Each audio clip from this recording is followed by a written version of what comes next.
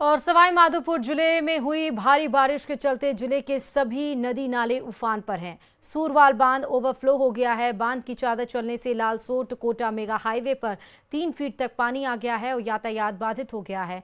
केवल बड़े और भारी वाहन ही हाईवे से गुजर पा रहे हैं। हाईवे पर पानी का फ्लो बढ़ने पर यातायात पूरी तरह से ठप नजर आ रहा है।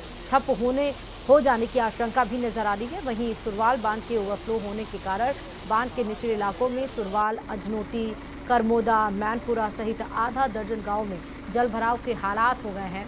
बारिश होने और बांध से ओवरफ्लो पानी बढ़ने पर करीब 12 गांव में जलभराव के हालात होने की आशंका है।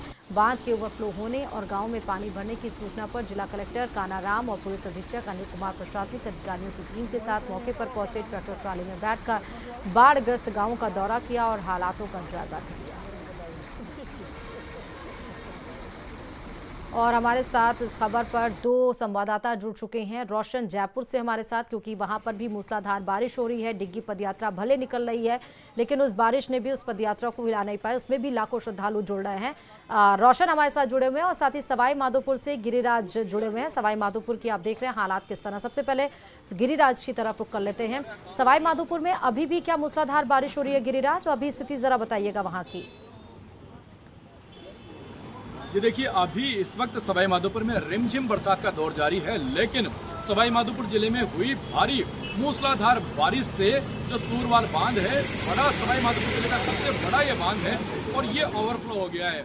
2 फीट लगभग इसकी चादर चल रही है और इस 2 फीट चादर चलने से इसका जो समूचा जो पानी है वो सिमट करके लालसोट कोटा मेगा हाईवे पर आ रहा है। तकरीबन 4 से 5 किलोमीटर तक मेगा हाईवे पर पानी बह रहा है और तकरीबन 2 से लेकर के और 4.5 फीट तक के जो पानी है वो मेगा हाईवे पर आ रहा है। इस वक्त मैं इस वक्त मेगा हाईवे पर ही खड़ा हुआ हूँ और ये मेगा हाईवे पर विकट हुए हालातों की जो तस्वीर है वो आप इस वक्त देख सकते हैं। ये मेगा हाईवे से जो वाहन है, भारी वाहन है, जो ट्रैक्टर, इस ट्रैक्टर के अंदर कुछ लोग सवार होकर के आ रहे हैं। चूंकि जो छोटे वाहन हैं, उन छोटे वाहनों को इस हाईवे से पार करना उनके लिए नामुमकिन है।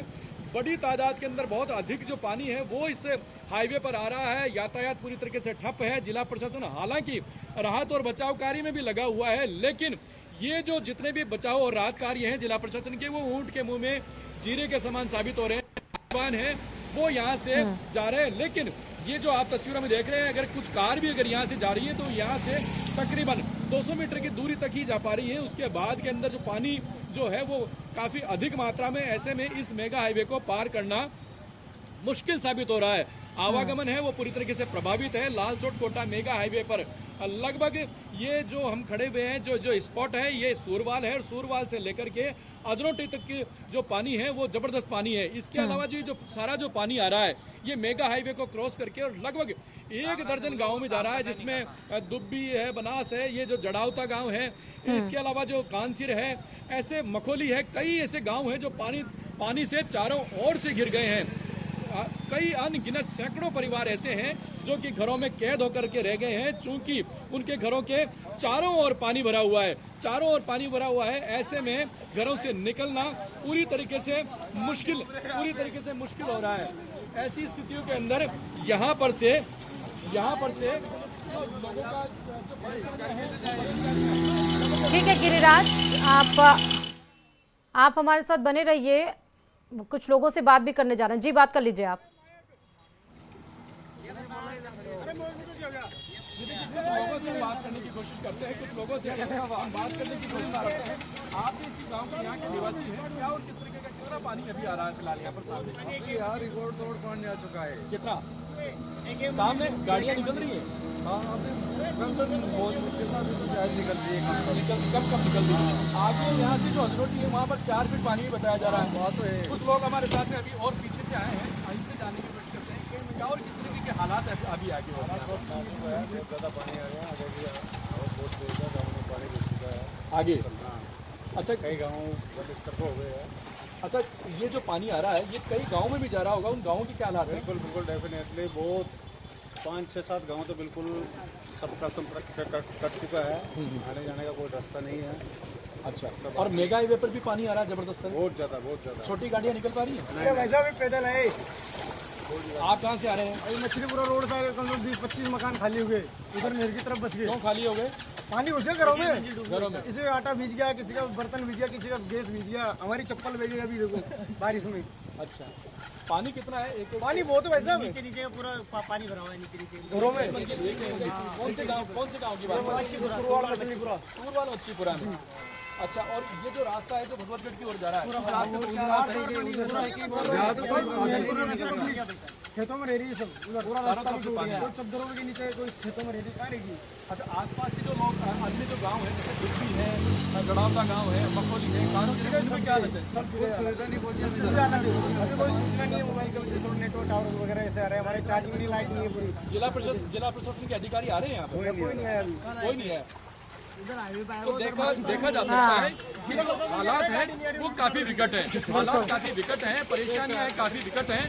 पानी का आना जो लगातार जारी है, जिससे आसपास के जो गांव वाले हैं घरों में कैद हो गए हैं, उनका जो चारा है, खाने के जो अन्न है, जो ठीक है गिरिराज, और लापरवाही का आलम देखिए कि कोई अधिकारी अभी तक पहुंचा भी नहीं। कोटा से हमारे साथ हिमांशु भी जुड़ चुके हैं, हिमांशु के पास हम आएंगे, लेकिन सबसे पहले जयपुर रुक कर लेते हैं। रोशन जुड़े हुए हैं। रोशन, अभी भी बरसात हो रही है, लेकिन एक बात तो बिल्कुल साफ है कि इस बारिश ने भी उस पदयात्रा को, उसमें शामिल होने वाले के जज्बे को हिला नहीं पाई। अभी जयपुर के हालात जरा बताइएगा, कितनी बारिश हो रही है और कहां कहां जल जमाव जैसी स्थिति है?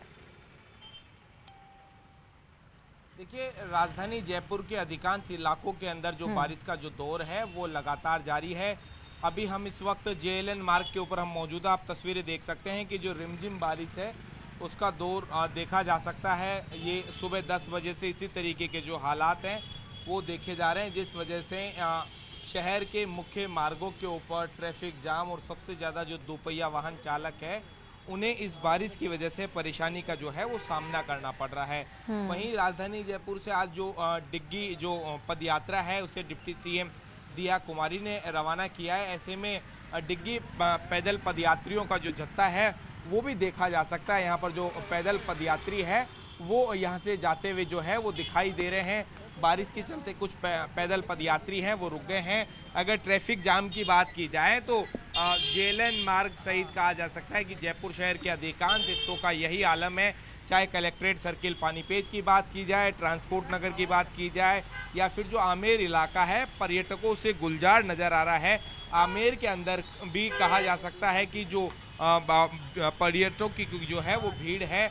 वहीं JLN मार्ग, मालवीय नगर, रिद्धि सिद्धि, वैशाली नगर का जो इलाका है, इन तमाम इलाकों के अंदर कमोबेश इसी तरीके के हालात हैं। बारिश के चलते हुए अधिकांश जगह जो है वो ट्रैफिक जाम की जो है वो स्थिति बनी हुई है। लंबा लंबा कहा जा सकता है कि जो जाम है वो यहाँ पर जो देखा जा सकता है। राजधानी जयपुर में जो बारिश है उसके चलते हुए लोग जो हैं वो ट्रैफिक जाम और जल भराव की स्थिति से जो है वो जूझते हुए नजर आ रहे हैं। ठीक है रोशन, कोटा से हिमांशु हमारे संवाददाता जुड़े हुए हैं। कोटा के हालात किस तरह से हैं? क्या वहां पर भी बारिश हो रही है? और अगर बारिश हो रही है तो क्या अभी भी जल जमाव जैसी स्थिति हिमांशु कोटा में है, देखने को मिल रही है? देखिए, कोटा में पहले ही मौसम विभाग की तरफ से अति भारी बारिश की चेतावनी थी और फिलहाल लगातार बारिश का दौर जारी है। हालांकि अच्छी बात यह रही कि कल दिन भर बूंदाबांदी के बीच गुजरा तो जल भराव जैसे हालात नहीं बने, लेकिन सबसे ज्यादा विकट और विपरीत हालात देखने को मिले, कठिन हालात देखने को मिले इटावा इलाके में, जहां कालीसेन, पार्वती और चंबल तीनों नदियां उफान पर है। और ऐसे में दर्जनों जो गांव हैं वो टापू बनते हुए नजर आए और बड़े पैमाने पर जो है वो लोगों को दिक्कतों का सामना करना पड़ा, लोगों को रेस्क्यू करना पड़ा। करीब करीब 300 लोगों को SDRF की टीम ने रेस्क्यू करके सुरक्षित स्थानों पर पहुंचाया।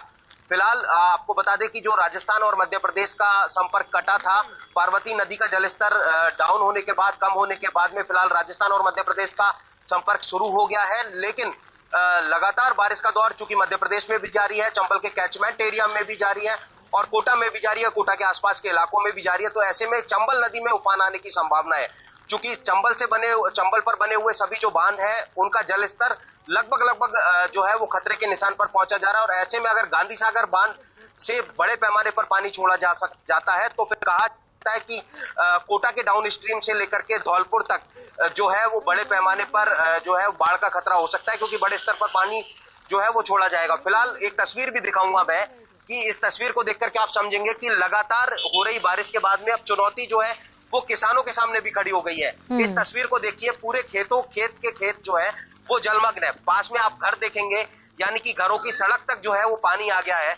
और ऐसे में मोटे तौर पर कहा जा सकता है कि जो तस्वीर यहाँ पर बनती हुई नजर आ रही है वो ये है कि ये बारिश एक तरफ जहाँ लोगों के लिए मुसीबत तो बनी है, वहीं दूसरी तरफ खेतों में जो जल भराव हो रहा है, खेतों में जिस तरह से पानी भरा हुआ है, उसके साथ में कहा जा सकता है कि किसानों के लिए भी बड़े नुकसान जो है वो इस बारिश के वजह से हो रहा है। और फिलहाल मौसम विभाग की तरफ से आज और कल भी अति भारी बारिश की चेतावनी है। और ऐसे में सभी जो नदियां हैं, चाहे काली सिंध, जैसा मैंने बताया, पार्वती और चंबल, सभी नदियां उफान पर है। और इस उफान की वजह से निचले इलाकों में लगातार खतरा बना हुआ है, निचले इलाकों को लगातार अलर्ट पर रखा हुआ है।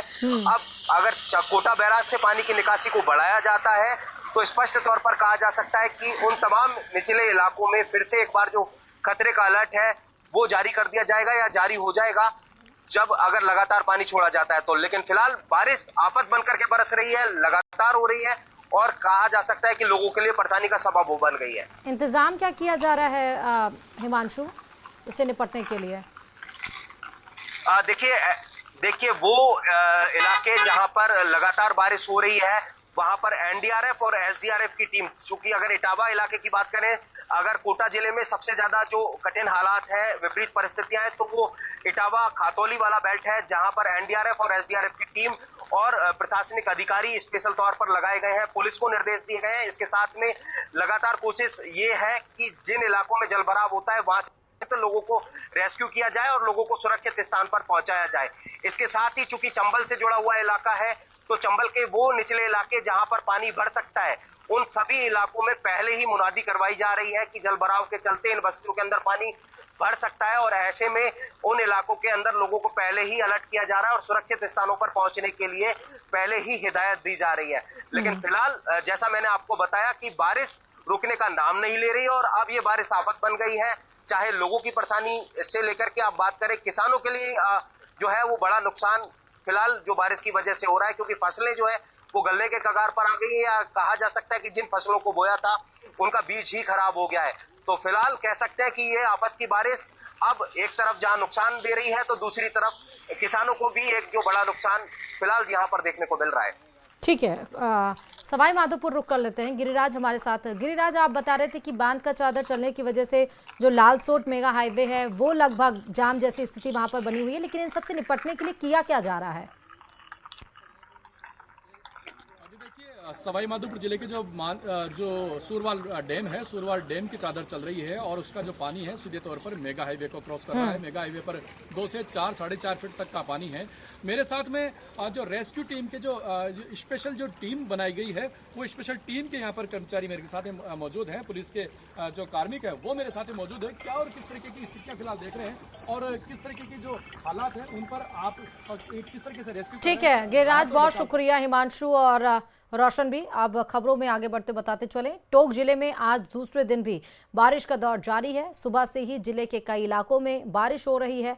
लगातार बारिश से सड़कों पर दरिया जैसा नजारा है, जिस जिले के कई गांव में बाढ़ जैसे हालात बन रहे हैं। पानी की निकासी नहीं हो पाने से लोग खासे परेशान हैं। खासतौर पर अगर हम बात पिपलू की कर ले, निवाई की कर ले या उनियारा की कर ले, यहाँ पर भी बारिश की वजह से हालात बिगड़ते हुए नजर आ रहे हैं। उधर कई जगह नदी नाले उफान पर हैं। तो टोंक की भी आप ये तस्वीरें देखिए।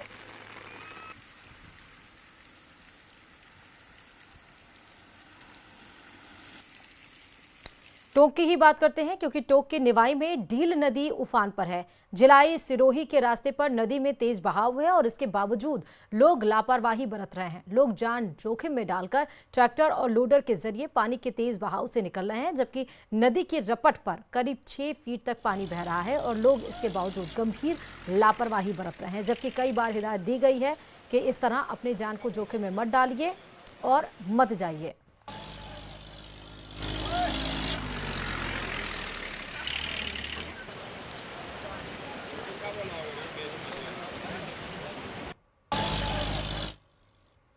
टोंक की निवाई से एक खबर है, जहां लगातार बारिश के बाद लोक परिवहन बस पानी के बहाव में बह गई है, मतलब फंस गई है।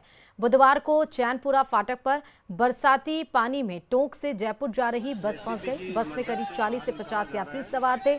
ऐसे में रेस्क्यू टीमें मौके पर पहुंची और जेसीबी की मदद से यात्रियों को रेस्क्यू किया गया। सभी यात्रियों को दूसरे वाहन से वापस निवाई भेजा। गनीमत ये रही कि कोई बड़ा हादसा नहीं हुआ।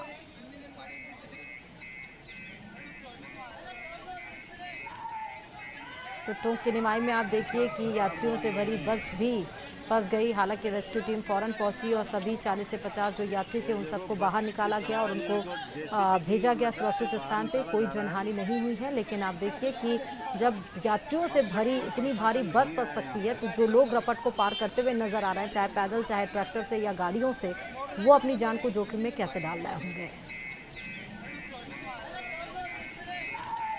12 जिले से गुजर रहे राष्ट्रीय राजमार्ग 27 पर शाहबाद घाटी क्षेत्र में बारिश के चलते पहाड़ियों से मलबा और पत्थर सड़क पर फिर से गिरने लगे हैं। क्षेत्र में हुई जोरदार बारिश के बाद घाटी क्षेत्र में कई जगह बरसाती झरने फूट पड़े हैं और पूरी घाटी क्षेत्र में जगह जगह पानी हाईवे पर आ रहा है। पानी के साथ साथ पत्थर और मिट्टी भी सड़क पर गिर रही है। शाहबाद घाटी में पिंडासिल खोह के आसपास के क्षेत्र में हाईवे पर मलबा और पत्थर गिरे नजर आ रहे हैं। घाटी क्षेत्र में सुरक्षा दीवार नहीं होने के कारण हाईवे पर हर पल हादसे की आशंका बनी हुई है।